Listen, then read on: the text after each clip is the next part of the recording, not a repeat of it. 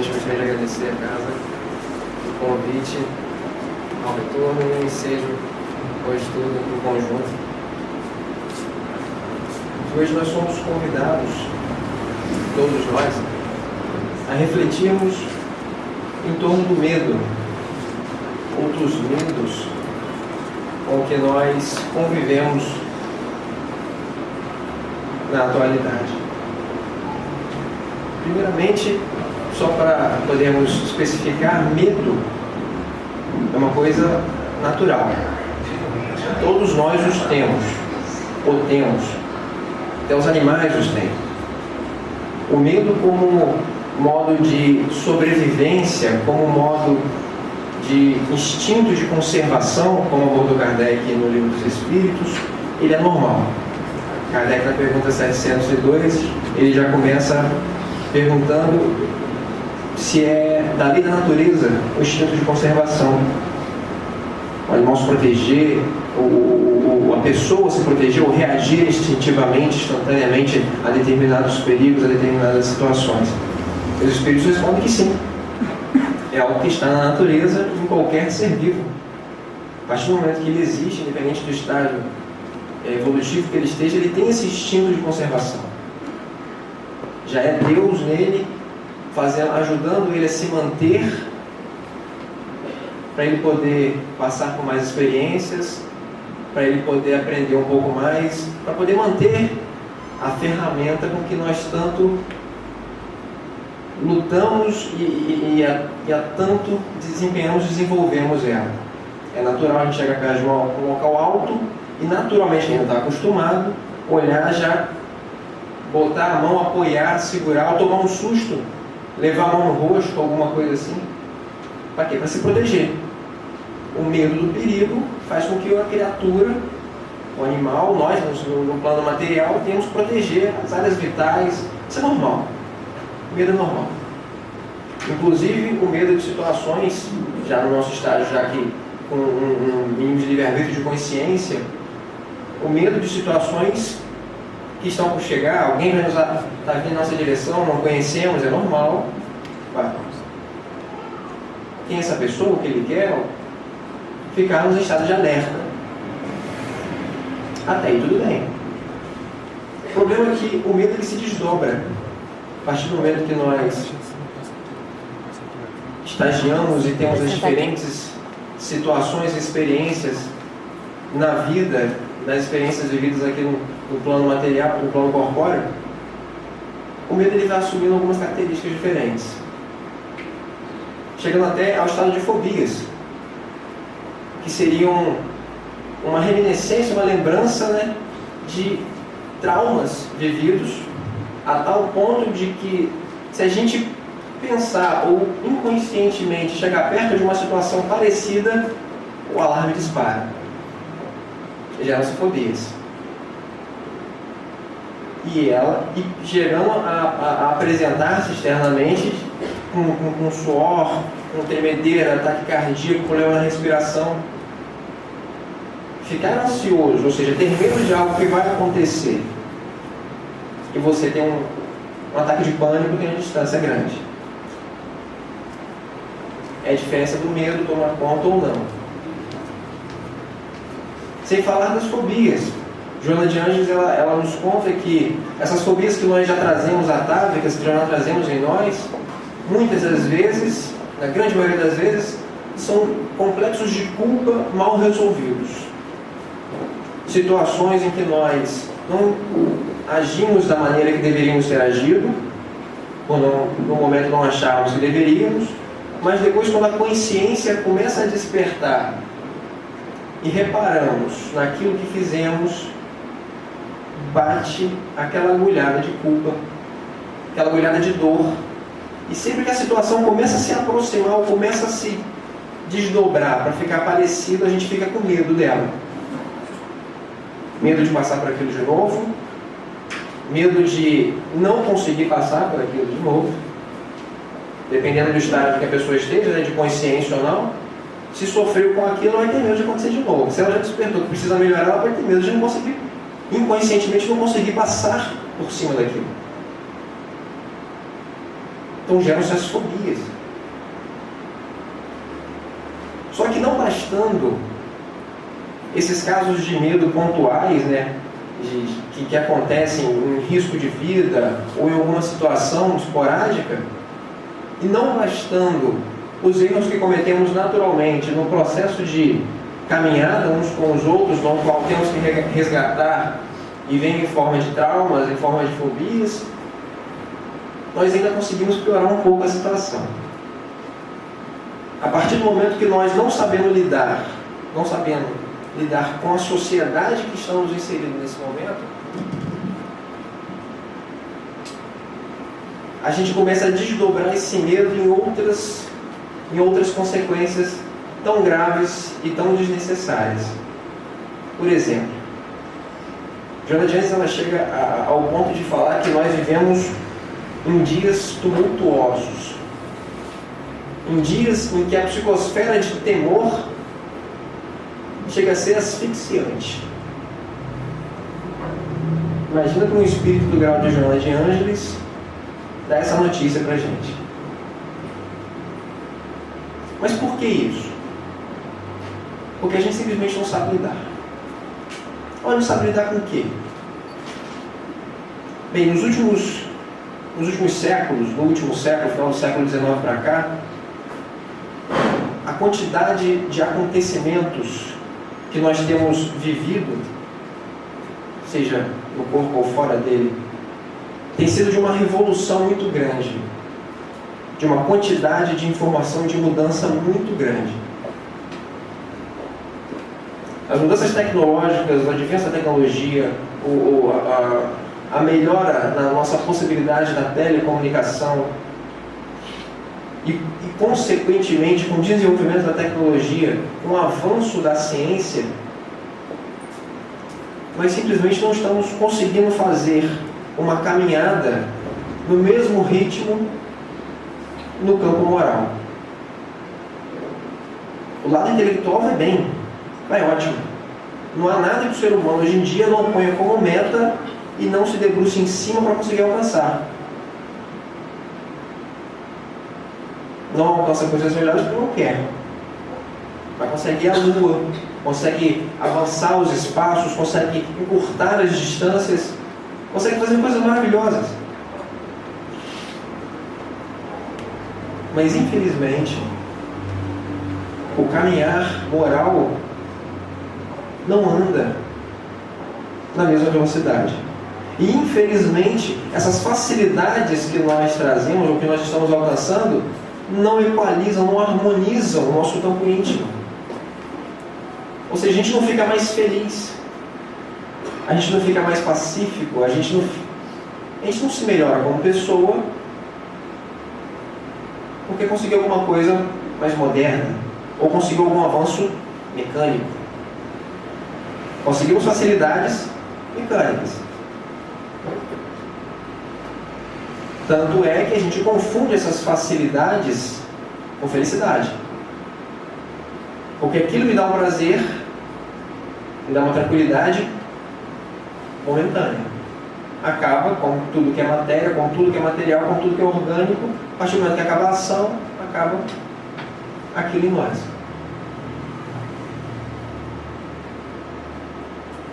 No livro dos Espíritos, o Kardec já chegou a perguntar sobre isso aos Espíritos, perguntando se o avanço intelectual caminhava junto com o avanço moral.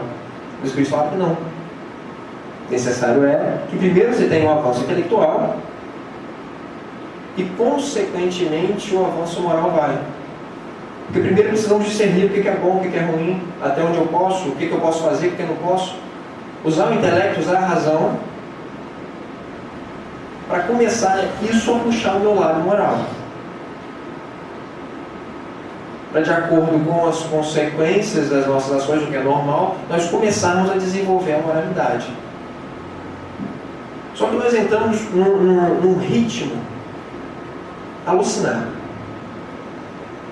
Nos últimos tempos para cá, o planeta tem vivido gerações que estão vivendo em uma correria, numa atmosfera de disputa completamente fora do normal. Não é Como assim? Porque a gente convive com o próximo não pensando que ele é um próximo, pensando que ele é um concorrente. Pelo menos a maioria de nós é criado e vive num contexto onde nós somos obrigados a ser o melhor, a ser o mais forte, a ser mais inteligente, a ser o primeiro,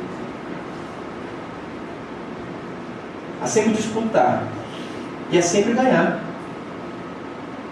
E como nós temos pautado as nossas felicidades, ou o que nós julgamos ser felicidade, no que é material, nós queremos chegar nesses resultados independente a que custo seja. Passando por cima dos outros, desrespeitando, para ser o melhor, para chegar na frente, para ser o chefe, para ganhar mais. Se a gente chegar para alguém na rua do nada e perguntar qual é o seu objetivo de vida, só parar. Vamos trabalhar e melhorar. Mas para quê? Para ganhar dinheiro, para pagar as contas, para quê? Para me aposentar.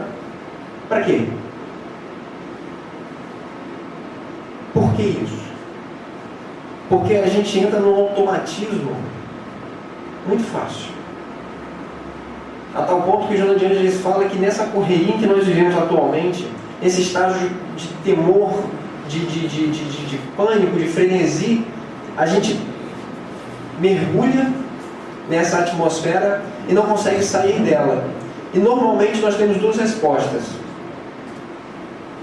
Ou a gente entra nesse clima, entra nesse ritmo, baixa a cabeça, sangue no olho, vão tocar para frente, é isso aí, entra no ritmo acelerado, a tal ponto que começa a gerar outros desequilíbrios psíquicos, como a ansiedade. A ansiedade é normal. Ficar ansioso por alguma coisa que vai acontecer, por um trabalho que vai apresentar, por um encontro que vai ter, por falar em público, isso é normal. Mas tem pessoas que desenvolvem o medo, chega a ansiedade, chegaram a tal ponto de ansiedade que elas desenvolvem medo de algo que não aconteceu. Parece ridículo, mas não é. Eu vou fazer tal coisa. Não, mas vai acontecer isso, isso, isso, vai dar errado. Aí não faz. Tem tanta vontade de falar com aquela pessoa, gosto tanto dela, eu vou falar, não, vai me rejeitar, não vai não. Aí não fala.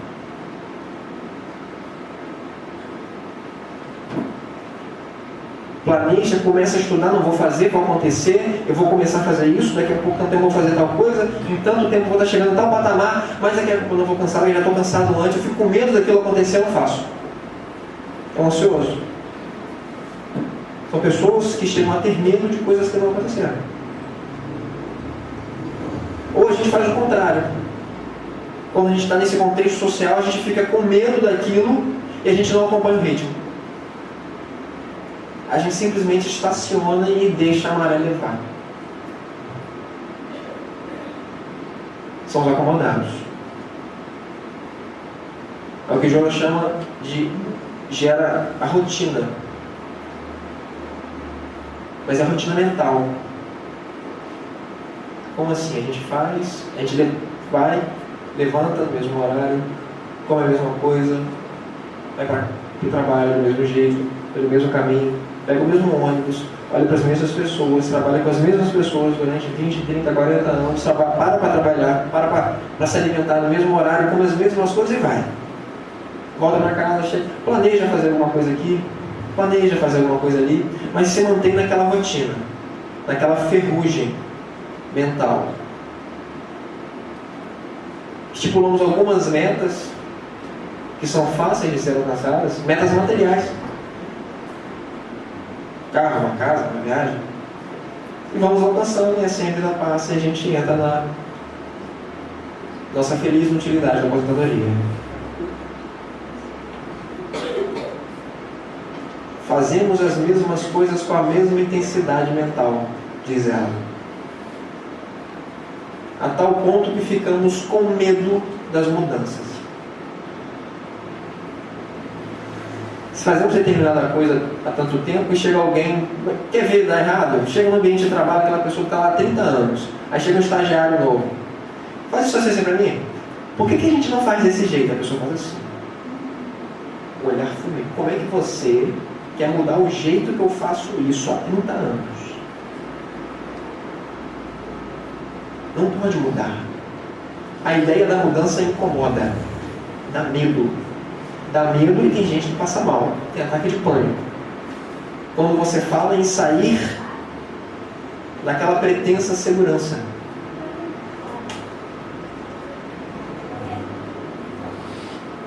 São os gatilhos mentais que nós criamos. São as cristalizações mentais que nós vamos nos envolvendo e brincando a vida passa.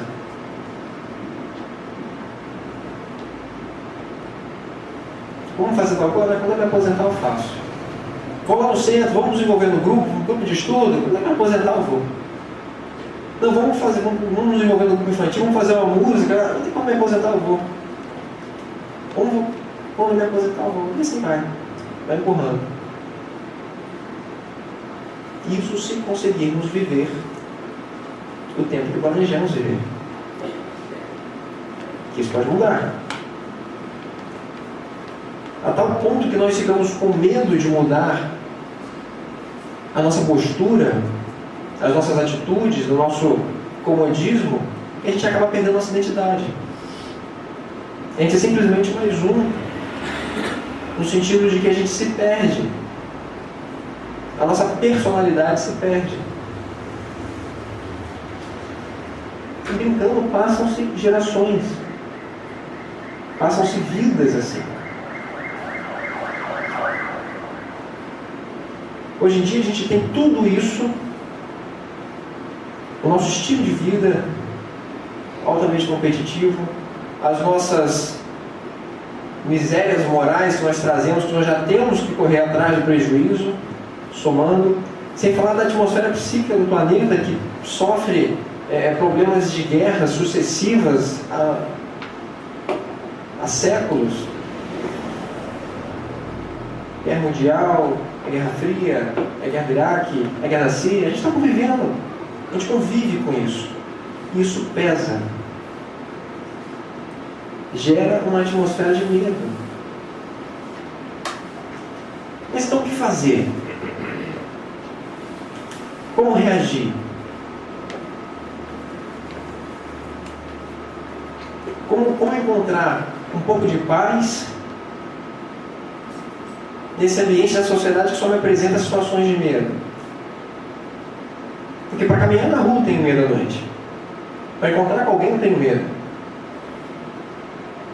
Para fazer as coisas normais a gente tem medo. Para ficar em casa a gente tem medo.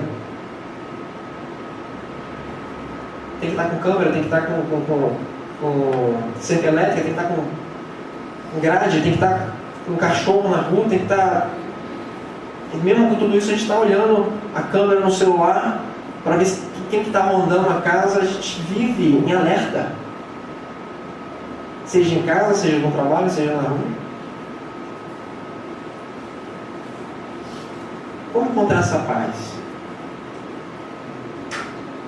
É comprando mais coisas tecnológicas que vão te dar a sensação de segurança? Ou vão nos fechando mais? Nos isolando mais? Formando as ilhas? Ah não, vou ficar seguro, eu vou me fechando, só para eu ir sozinho. Estou seguro. Muitas vezes a gente se engana fazendo algumas ilhas maiores, né? Os locais que a gente frequenta é um clube, é um barzinho, é uma saída só com aquelas pessoas, aquele local fechado, é o pessoal do condomínio, é só o condomínio. Você vai fazendo as ilhas. Não interage, não convive, não aprende, não se comunica.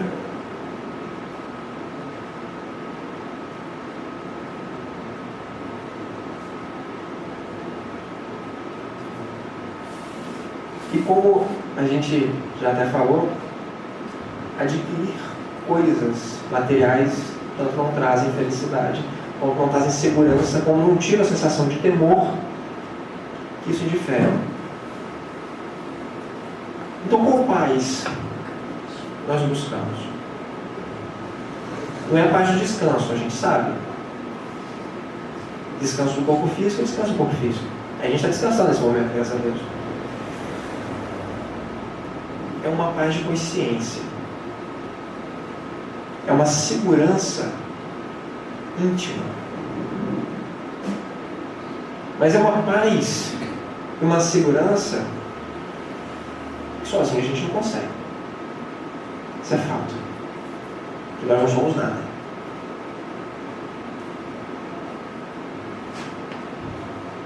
É uma paz, daquela paz que Jesus falou. Daquela paz que só Ele pode dar. A minha paz nos dou, não aquela que o mundo vos dá.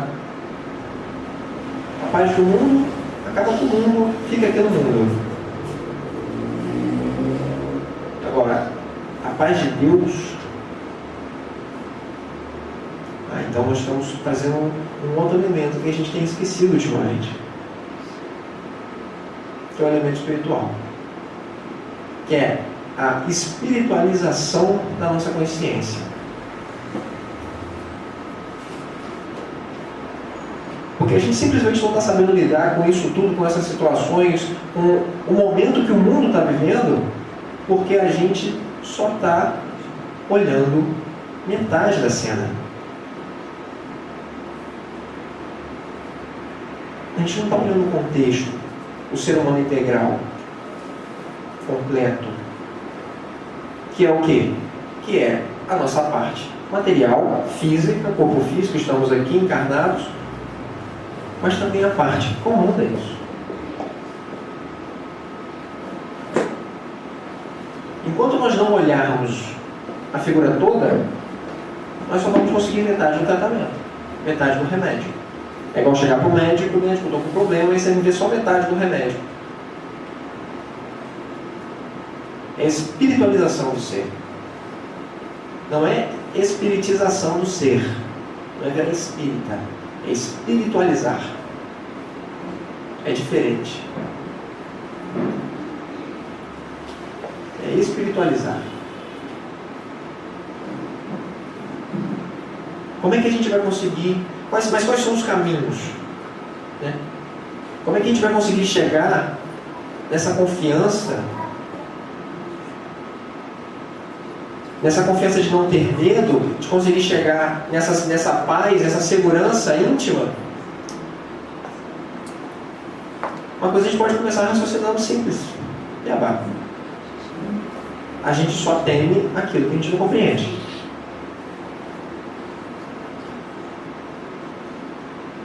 A gente só teme aquilo que a gente não sabe.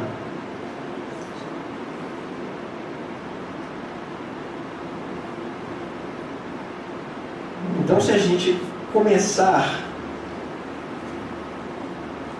a literalmente estudar as situações, as coisas, o meio que isso acontece, as possibilidades que tem, a gente já começa a ter outros olhos.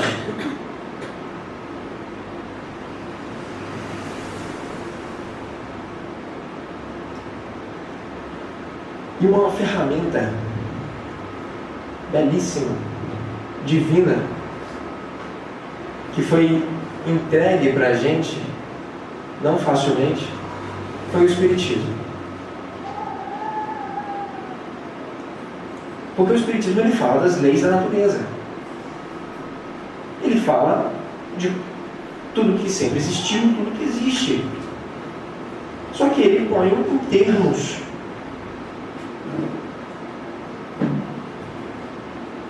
mais científicos, mais padronizados, para poder se iniciar um diálogo.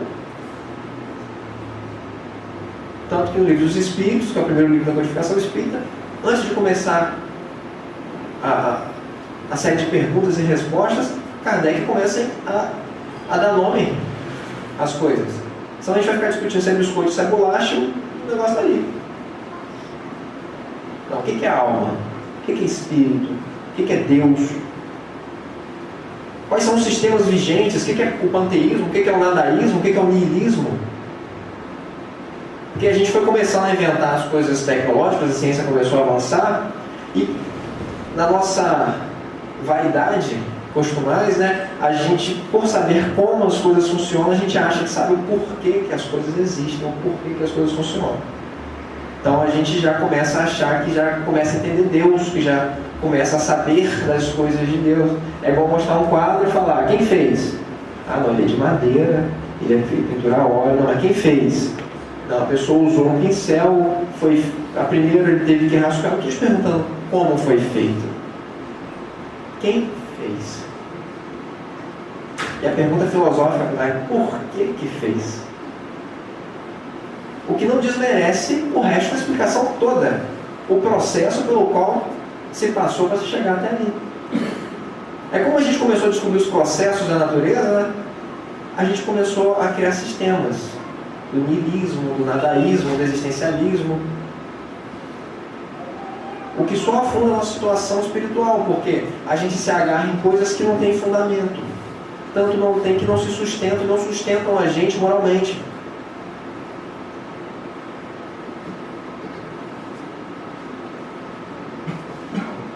Então o Espiritismo, quando ele vem à tona de uma maneira didática, ele facilita o processo de entendimento. Mas facilita absurdamente. É só ler a primeira parte do Livro dos Espíritos, de Deus. Primeira pergunta, o que é Deus? Causa primeira de todas as coisas, e assim ele vai. Até chegar na pergunta 10, características da divindade. Kardec tentando entender o que é Deus e não conseguindo entender, né? Pobreza da linguagem humana para explicar o que está acima da sua capacidade. Ele está, já que eu não vou conseguir definir Deus, porque é impossível, né? Mas se eles definissem, você definiria, botaria fim em Deus. Isso já é inconcebível, porque é Deus. Ele justamente entra nesse mérito. Então nós temos capacidade de saber algumas características de Deus. Sim, mas que vocês têm possibilidade de aprender. Então Deus é eterno.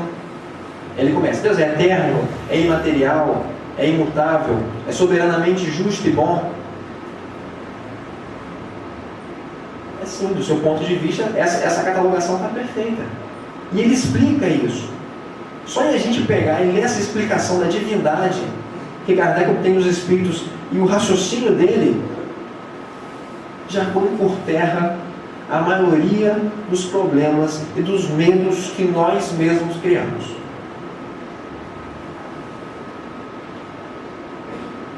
Mas põe por terra fácil. Eu tenho medo de andar na rua meio-dia. É claro que a gente não vai andar no meio de locais altamente perigosos. Claro que a gente não vai ficar facilitando as coisas, mas uma coisa eu tenho certeza. Eu só passo por aquilo que eu devo. Se eu não devo, eu não passo. Por que isso? Simples. Lei de causa e efeito, lei de justiça e de amor e caridade. Baseada em quê? Baseada nas características de Deus. Deus é justo. Ponto.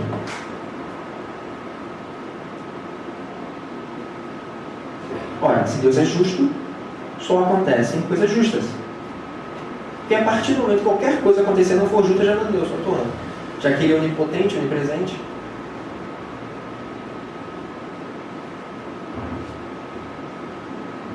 Se acontecer alguma coisa que ele não saiba, ele já deixa de ser onipresente e onipotente. Então é Deus.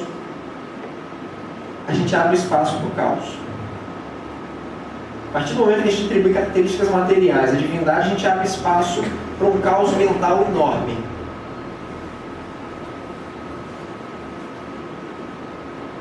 Então eu sei que eu posso ficar sem medo do meu filho ir para a escola, que é no outro bairro ali, no horário, e voltar sozinho. Ou de poder sair na rua e andar tranquilamente com os meus amigos, ou de fazer qualquer coisa que não vai me acontecer aquilo que não tenha que acontecer. Simples. lei de causa e efeito, baseado na justiça divina. Porque se tiver que acontecer, não adianta. Vai ser a sua vontade contra a vontade de Deus. Adivinha quem vai ganhar? O que interfere eu estar na estrada e um caminhão de 30 toneladas passar por cima de mim porque o motorista fez assim com a mão, deu uma cãibra, olhou para o lado, ou tomou um susto, ou estava no celular? É aquela linha amarela?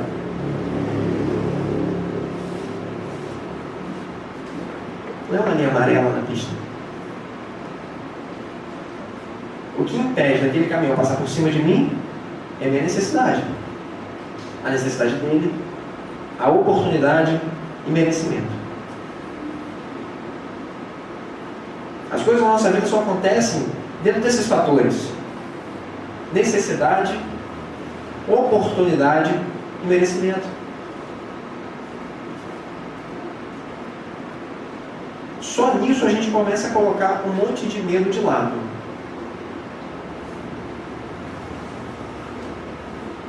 Porque uma série de medos que nós temos derivam de 1 ou 2 ou 3 medos principais. Eu tenho medo de adoecer, porque eu acho que eu vou morrer. Inconscientemente a gente acha que assim que adoece a gente vai e morre. Então eu não quero adoecer. Eu não quero envelhecer, eu tenho medo de envelhecer. Por quê? Porque naturalmente a gente vai envelhecer e depois vai desencarnar. Então a gente tem medo. Mas a partir do momento que eu sei que Deus é imortal, é eterno, eterno não tem começo nem tem fim. Nós somos imortais, temos um começo, mas não temos fim. É diferente. Nós somos eternos, não. Nós tivemos um começo. Deus é eterno. Não tem começo e não tem fim. A partir do momento que Deus é eterno e nós, sabendo que somos filhos de Deus, carregamos essa imortalidade, eu já comecei a matar a morte. E isso a gente sabe há mais de 2000 anos. Jesus falava isso. Vós sois deuses, tudo que eu faço podereis fazer.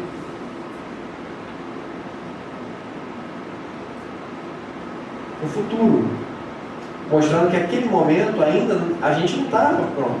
E não está, a gente tem que caminhar para chegar lá. Está implícito uma caminhada, que está implícito que a gente não está no auge da escala evolutiva, nem está no auge do nosso potencial espiritual. Podereis, fareis, tudo no futuro.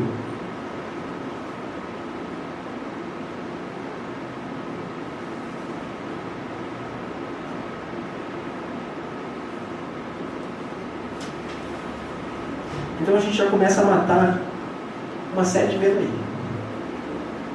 Porque o Espiritismo, além de trazer, de nos relembrar isso, de puxar a doutrina cristã, o que o Cristo ensinou na sua pureza, na sua pulcritude, ele destrincha, ele desenha, faz quase teatrinho de fantoche para a gente entender como é que o processo ocorre. Quais são as possibilidades? O que é a vida? O que é a reencarnação? O que são as pluralidades das existências? Mais de uma vez já me interpelaram, então nós temos várias vidas. Não, nós temos uma vida. Com várias experiências, em locais diferentes, em situações diferentes, com pessoas diferentes, para aprender coisas diferentes. Não são várias vidas, é uma vida só. Tanto que a caminhada é progressiva. Tudo que amealhamos, os tesouros que nós conseguimos juntar, aqueles tesouros que a terra não destrói, a gente leva com a gente. Só que a gente também junta lixo, né? Que a gente tem que começar a botar para fora. São as nossas dificuldades, a nossa vaidade, o nosso egoísmo, os nossos medos, as nossas culpas, as nossas fobias, onde a gente vê a necessidade de reparo vê uma possibilidade de correção e vem para tentar expurgar a pessoa. Morreu. E vem para tentar expurgar isso. E quando não conseguimos expurgar, quando não juntamos mais sujeira, mais lixo, a gente vai aos poucos expurgando isso. É simples. Então o processo de vir ao corpo e sair do corpo, para justamente ser colocado em situações diferentes, nos mostra que a morte faz parte da vida. Da mesma maneira que nascer, da mesma maneira que crescer, a gente desencarna. Então só aí a gente para de ter medo da morte. Só aí a gente para de ter medo de adoecer, porque se a gente adoecer, a gente sabe que tem uma necessidade justa para eu estar passando por aquilo. E se eu chegar a desencarnar, é porque está na hora de desencarnar. E se eu envelhecer, não tem problema eu estar mais próximo do desencarne, porque faz parte do processo. E nós temos medo dos nossos parentes, dos nossos entes queridos morrerem. Meu Deus do céu, nós não estamos confiando em Deus? Quer dizer que nós tomamos conta deles melhor do que Deus? O que é um ledo engano? Porque nós não controlamos nada.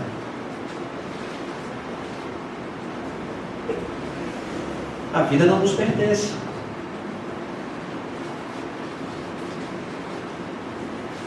A gente não tem controle sobre as coisas. A gente mal controla as nossas reações diante do próprio medo.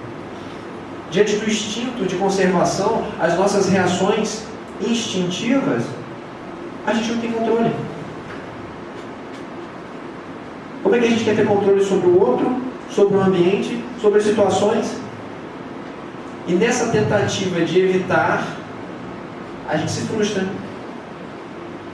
A gente se piora. A gente põe medo no outro. Eu fui mordido por um cachorro quando é criança. Meu filho não vai chegar perto do cachorro. Já vi muito disso. A criança vai feliz, né? Vê o cachorrinho. Sai daí, minha filha. Tira a criança no desespero. O medo que aquela mãe tem, ela transfere para a criança na mesma hora. E aquela criança que nunca teve nenhuma experiência negativa já começa a ter naquele momento. Que ela grava o quê? Aquilo é ruim. E não precisou passar por aquilo. A gente já fez o desfavor de incutir uma memória ruim, um pessimismo naquela criança.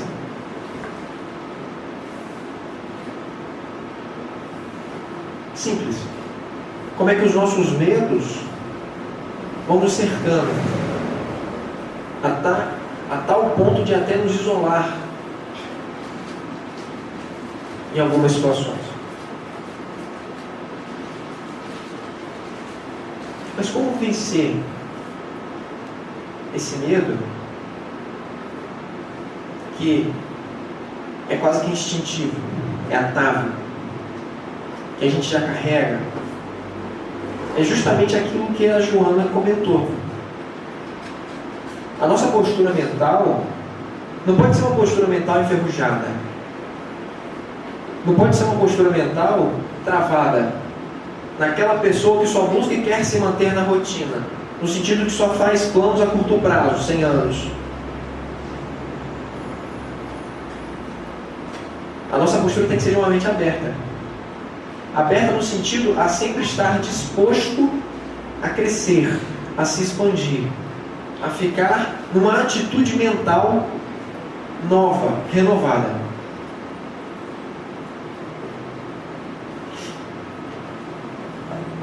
E isso parte principalmente de uma confiança íntima com Deus.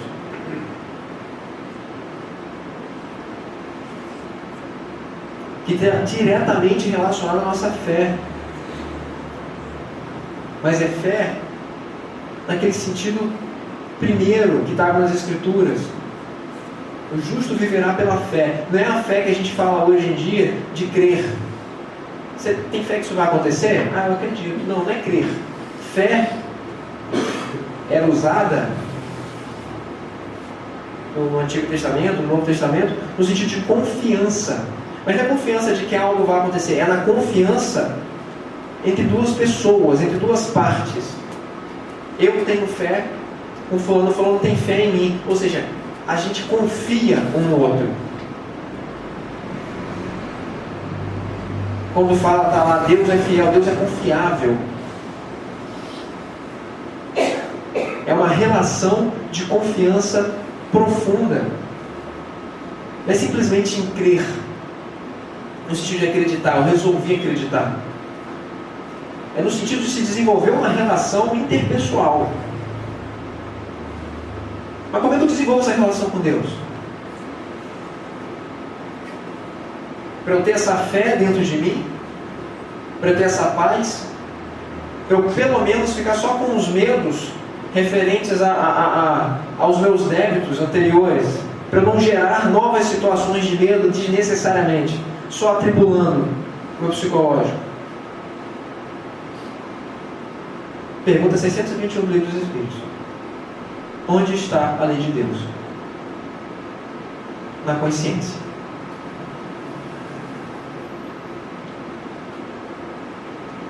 Então essa busca não é externa.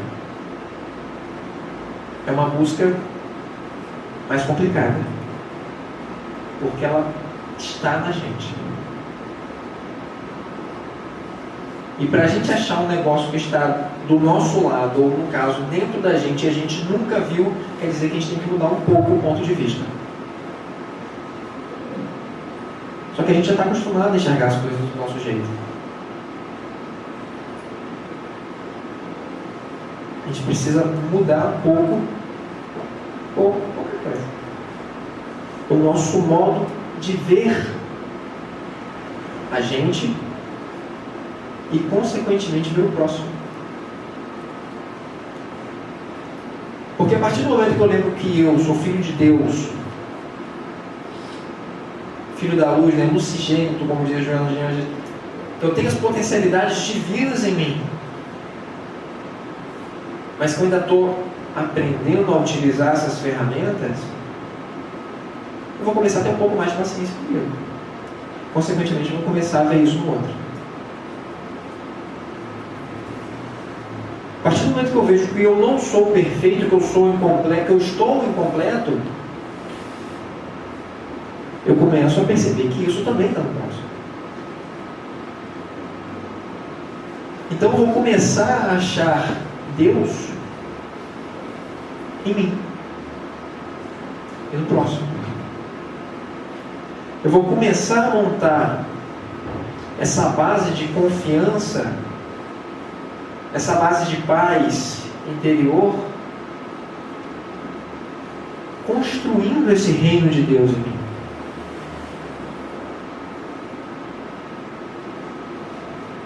E, consequentemente, construindo no próximo. Porque quando a gente lê, o reino de Deus está próximo, o reino de Deus está chegando, a gente fica esperando, né? A primeira coisa que a gente pensa é que o reino de Deus está chegando. A gente vai ficar parado e o reino vai vir para a gente. A gente vai ficar parado. O reino que está chegando. Eu não estou indo até ele. Ah, não, mas ele está próximo. Está dentro. Jesus falava isso claramente. Quando disserem que o reino de Deus está aqui ou está acolá, não vades, pois ele está dentro de ti. Jesus falava isso claramente. Kardec novamente tocou no assunto. Onde está a lei de Deus? Na consciência. Na consciência. Qual o caminho para poder enxergar essa verdade? Para poder melhorar de vida? Qual o caminho, a verdade e a vida, gente?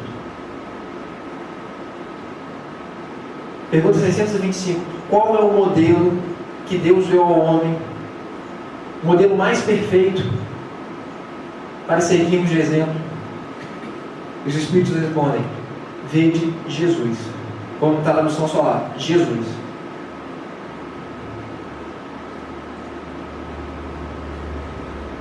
O que Jesus fez? O que Ele ensinou?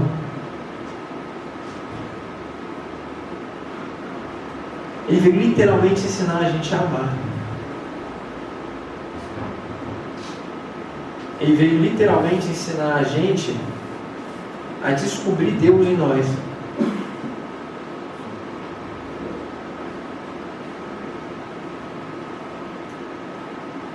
E é nesse cenário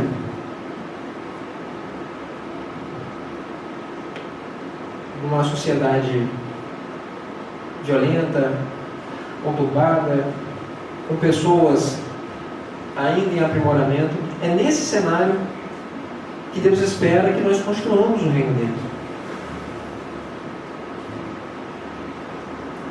É nesse cenário. Mas isso é impossível. Não tem como. Tem.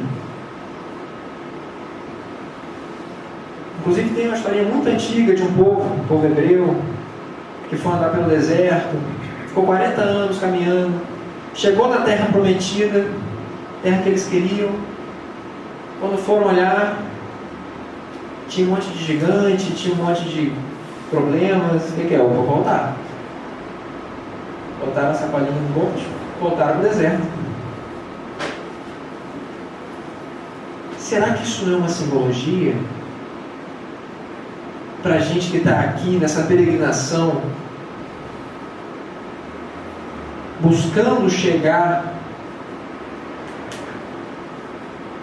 nessa terra prometida, nessa nossa terra prometida, que nós tanto queremos?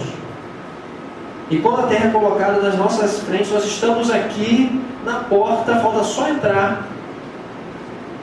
Mas tem tanto problema, tem tanto gigante.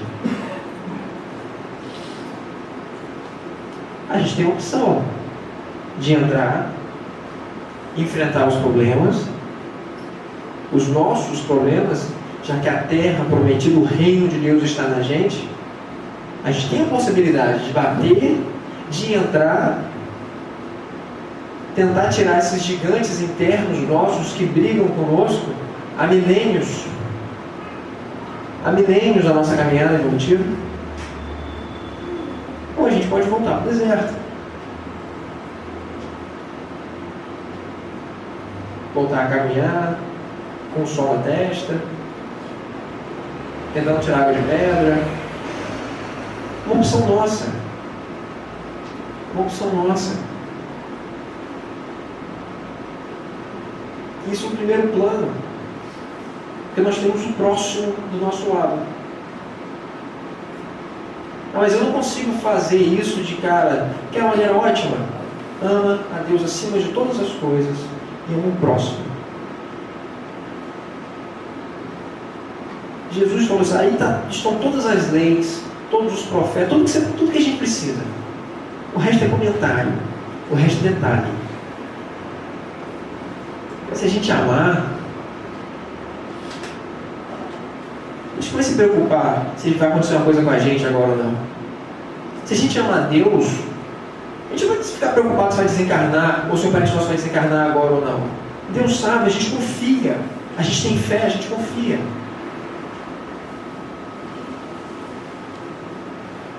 Eu vou me sentir sozinho, tenho medo de ficar só. Quem é solidário não é solitário. Então, amando ao próximo,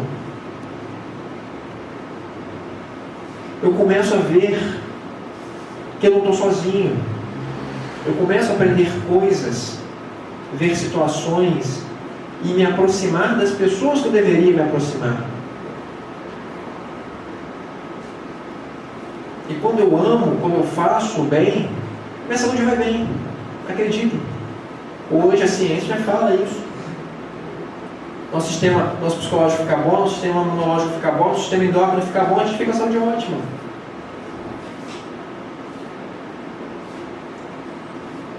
Então, quando a gente sentir medo, mas aquele medo íntimo, de ficar só, de uma situação ruim, de alguma tristeza profunda, Elevemos nosso pensamento a Deus. Deus é Pai. Pai amoroso, Pai atuante. Para a gente cada vez mais manter essa fé, essa fidelidade, essa confiança nossa com Ele.